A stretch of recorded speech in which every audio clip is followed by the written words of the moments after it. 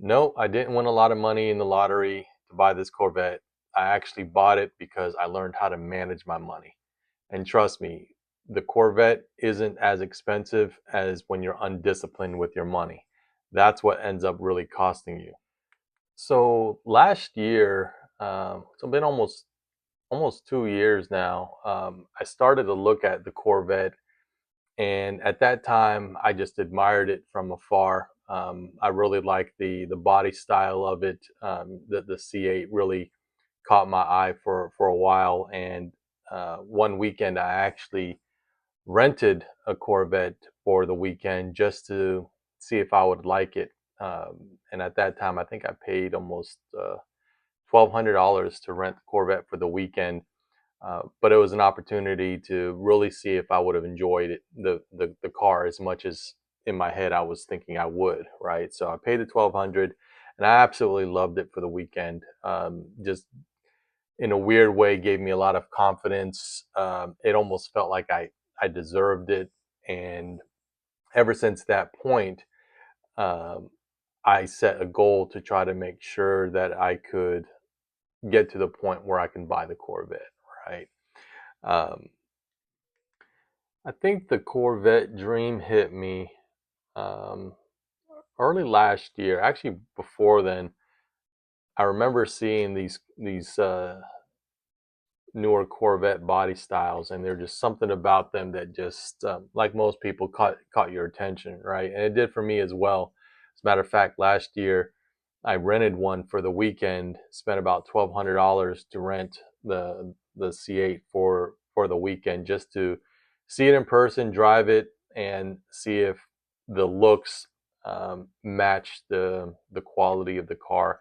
And I absolutely loved it. Not only getting a chance to drive it, but something about sitting in the Corvette um, was a nice boost of confidence. It almost felt like I deserved to be in the car, which may sound strange, but it did. And ever since I rented it, it was one of the items on my goals, my vision board, to be able to get to the point where I could buy one.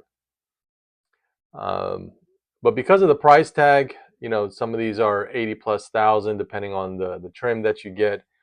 Um, it just didn't feel that that was a smart financial move for me, right? So admiring it from afar, but hesitating quite a bit.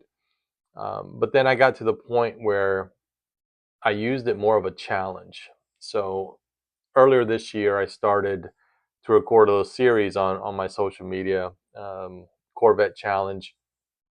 And the part of the challenge was, could I be intentional with my spending and my spending habits to try to put money to the side, so that once I got to 10,000, my goal was to take that money and put it as a down payment towards the Corvette.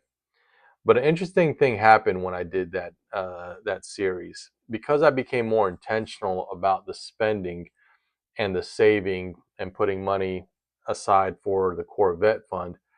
What I started to notice was that my saving habits and my spending, because they were intentional, I was able to actually save a lot more and decrease some of my what I would say is unnecessary spending in order to fund my Corvette account, right? But once I started getting to 2,000, 3,000, 5,000, 7,000, 10,000, I was now at the point of, what do I do with this money? Because my original goal was to take that 10,000 and put it as a down payment. But at this time, I had still a remaining balance on my primary truck, and then my wife's car. We still had about maybe 2 years left worth of payments on both of the vehicles. But once I reached that 10,000, I started to ask myself, well, instead of buying the Corvette, shouldn't I use this money to pay down one of the existing loans? And that's what I did. So I first started off with paying off my truck. felt great, but now my Corvette balance started back at almost zero. So I started my grind again to save, put money aside. I started doing, some additional side jobs, whether it was um, some garage sale flips, things like that, to make a little bit of extra money here and there. Cut back on some of my spending, put some money aside for that. And then, of course, there's some of my stock investments that started to pay off. I put, some of that profit aside. And then once I got back to the 10,000 again, I found myself in that scenario again. So do I put the money towards the Corvette, or do I now pay off my wife's car? And what did I do? I paid off my wife's car. So now we paid, both of the vehicles, primary vehicles of the house are paid off. And now I'm resetting the Corvette fund almost back down to zero. So because I was intentional, I started to find myself getting into this rhythm of, okay, I did it once, I can do it again. So that's what I did. So since we, paid off the car loans early this year, what I did was, the money that I was paying on both vehicles each month, I was now taking that money, instead of spending that money, I was putting that same amount that I was making towards the monthly payments, and now putting it into the Corvette fund. And that's what allowed it to grow a lot faster month over month, because now the money that I was using for the car payments are now going towards the Corvette fund. But I was still keeping the habits of trying to make extra money. Again, garage sale flips, retail arbitrage, where you buy things that are on clearance, resell them. A lot of great ways to make extra money. It could be as simple as finding things in your garage that you don't use anymore, things around the house, putting them up on Facebook Marketplace or eBay. All these things added up. So it would be $10 here, $20 here, $5 here, $50 here.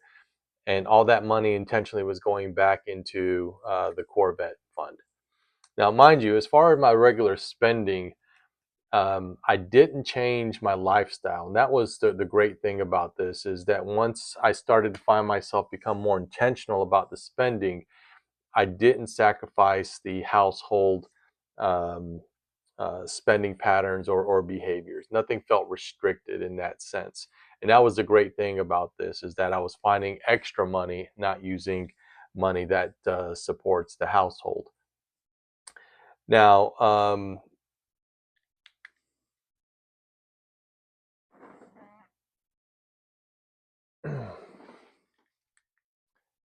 before I even go further into the actual day that I purchased the Corvette, I feel like it's important to take you back, you know, 10, 15 years ago, maybe even a little bit further. Um, I had a regular 9 to 5 job. At that time, spending, um, I would say there was no control over it, meaning that I was spending as I was going. And like most people, you go through the cycle of, you get a increase with your job every year, and then you automatically figure out a way to start spending that increase. So the more that you start making, you don't really feel like you're getting ahead financially, because you've increased your lifestyle, also known as lifestyle creep, right? You get an increase. Now your spending also increases. So you still feel like you're in this paycheck to paycheck life cycle, right?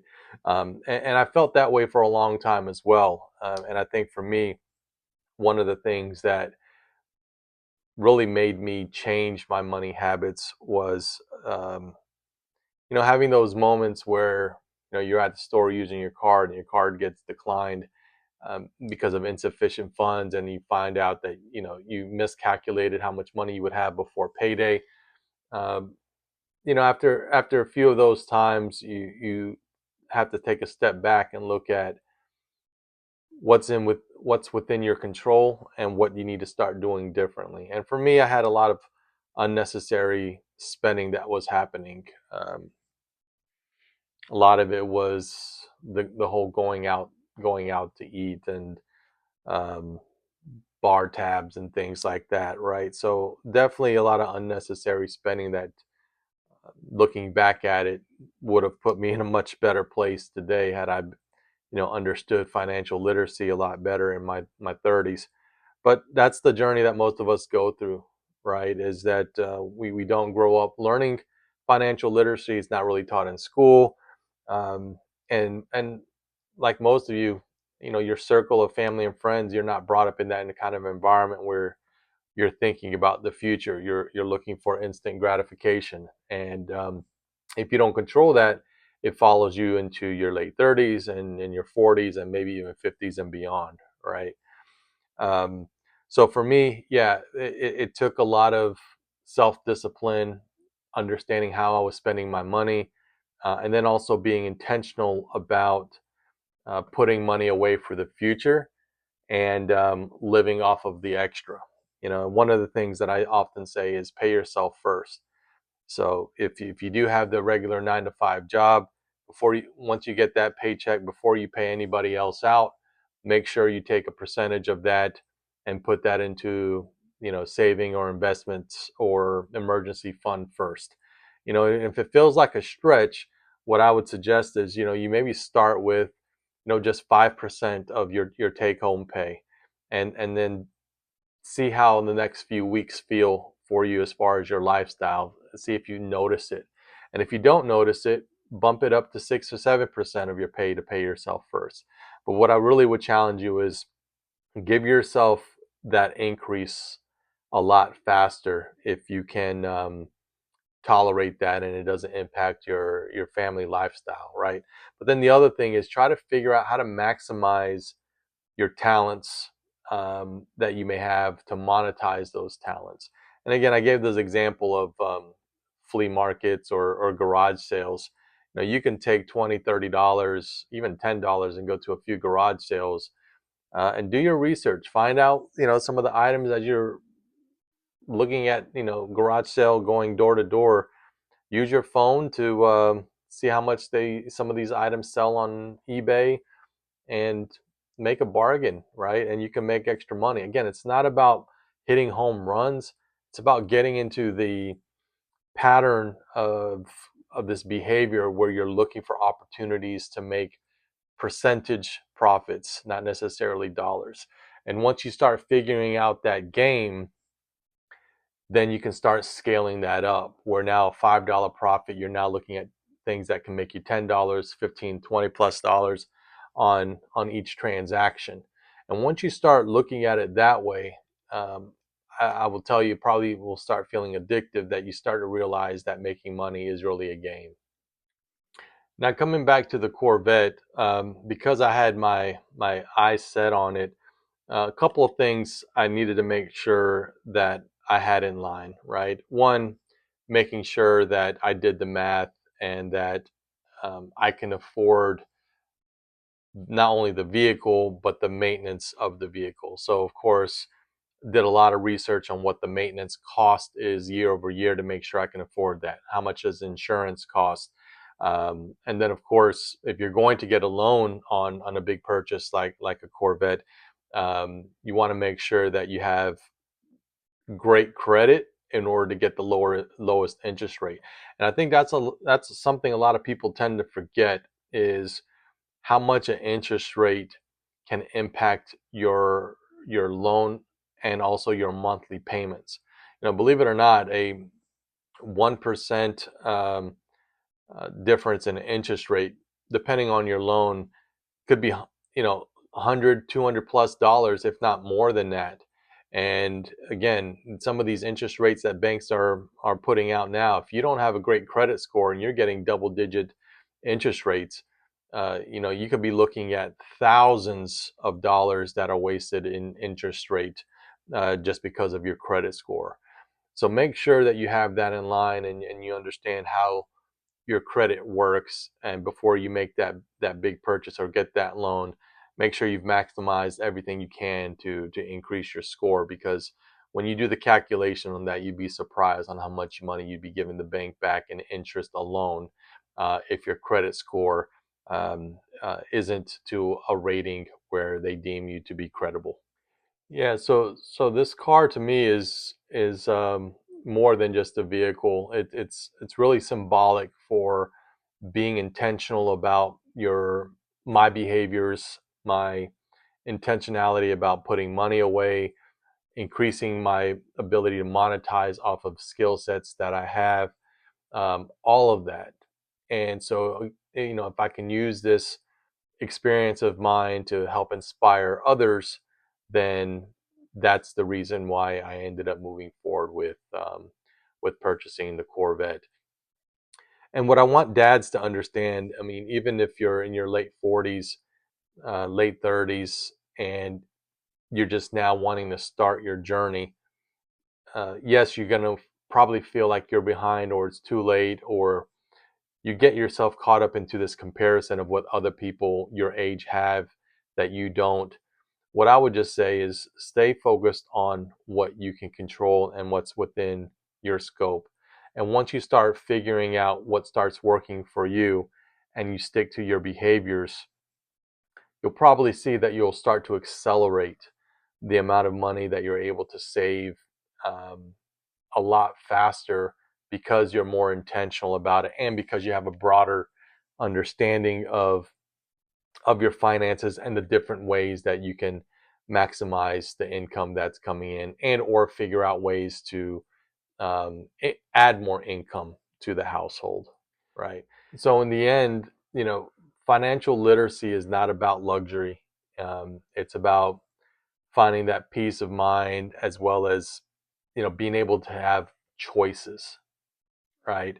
So don't get financial literacy mixed up with luxury items, but it does position you well to be more intentional about how to use your money, still be able to enjoy life while not sacrificing your lifestyle.